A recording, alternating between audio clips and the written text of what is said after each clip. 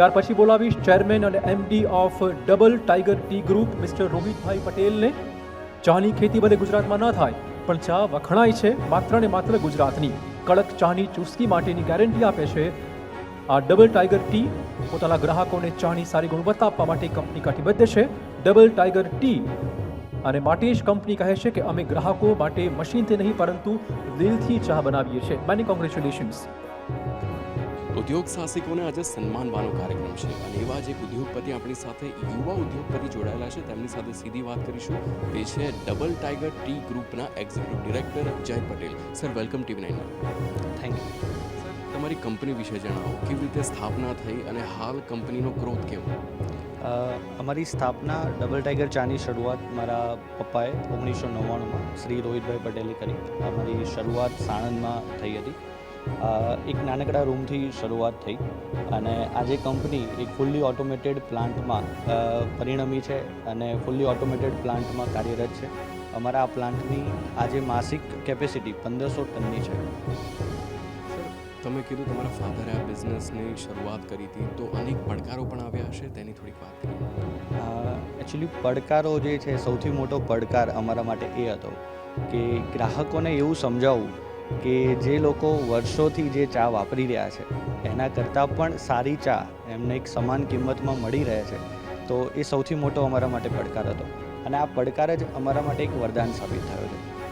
આ પડકારની સામનો કરવા માટે અમે જ્યાં અમારી ચા અમે જ્યાં મૂકી છે કે જ્યાં વેચવા મૂકી છે એ જ અમારી ક્વોલિટીના કારણે એ એટલી જ રિપીટેશનનો રેશિયો છે કે એટલા જ ગ્રાહકો સૌથી અમારે ચા ઇન્ડસ્ટ્રીમાં ગ્રાહકોનો રિપીટેશન રેશિયો શાયદ અમારામાં સૌથી વધારે છે. અને આ પડકાર જ એમ અમારા માટે વરદાનરૂપ સાબિત થયું છે. અને આ પડકારમાં તમે સમજો તો અમારા દરેક ચેનલ પાર્ટનર્સ, અમારા રિટેલર્સ અને ડિસ્ટ્રીબ્યુટર્સ એમનો એટલો જ મહત્ત્વનો ફાળો છે. તમે કંપનીના સંસ્થાપક છો, તો આ જવાબદારી કેવી રીતે નિભાવી રહ્યા છો? કેવી કામગીરી હોય છે? કંપનીના સંસ્થાપક એકચ્યુઅલી મારા પિતા છે, રોહિતભાઈ પટેલ. 1999થી 2020 સુધી એમને બધી જ જવાબદારી સંભાળી. 2020માં હું આ ધંધામાં જોડાયો.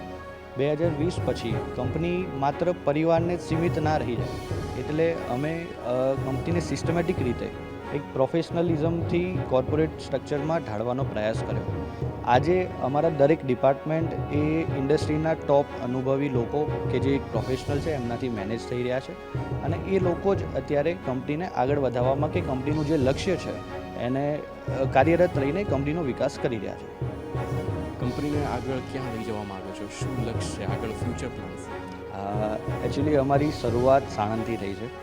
તો ડબલ ટાઈગર ચાની જ્યાંથી શરૂઆત થઈ એમ કે સાણંદ, તો સાણંદ આજે વિશ્વના ચિત્રપટ ઉપર ખૂબ જ ફેમસ છે.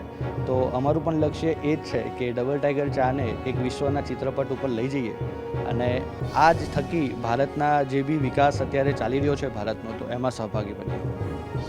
સર, હાલ આત્મનિર્ભર ભારતની લોકો વાત કરે છે અને એમાં એન્ટરપ્રિન્યોર્સની જે સંખ્યા છે પહેલાં કરતાં બમણીથી પણ વધારે થઈ ગઈ છે. તો જે ફ્યુચરમાં જે એન્ટરપ્રિન્યોર્સ છે જે અત્યારે સંઘર્ષ કરી રહ્યા છે તેમના માટે તમે શું કહેશો? અત્યારે એક જ વસ્તુ છે કે દરેક એન્ટરપ્રેનર માટે કદાચ હાર્ડવર્કનો કોઈ બીજો ઓપ્શન નથી. એટલે જે બી આપણે જે કરી રહ્યા છે એક ધીરજપૂર્વક, અને જો આપણે કરી રહ્યા છે ખૂબ જ તમારું પેશન છે એમાં, તો તમે એને જ વળગીને કામ કરો. ક્યારેક જો આપણે સાચી દિશામાં હશું તો આજે નહીં તો કાલે શ્યોર એમાં આપણને રિઝલ્ટ મળવાનું છે. Thank you so much. Thank you sir. ત્યાર પછી બોલાવીશ ચેરમેન અને MD of double tiger tea group mister Rohitbhai પટેલને. ચાની ખેતી ભલે ગુજરાતમાં ન થાય પણ ચા વખણાય છે માત્ર ને માત્ર ગુજરાતની. કડક ચાની ચુસ્કી માટેની ગેરંટી આપે છે આ double tiger T.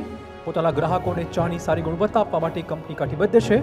Double tiger T અને માટે જ કંપની કહે છે કે અમે ગ્રાહકો માટે મશીનથી નહીં પરંતુ દિલથી ચા બનાવીએ છીએ. Many congratulations.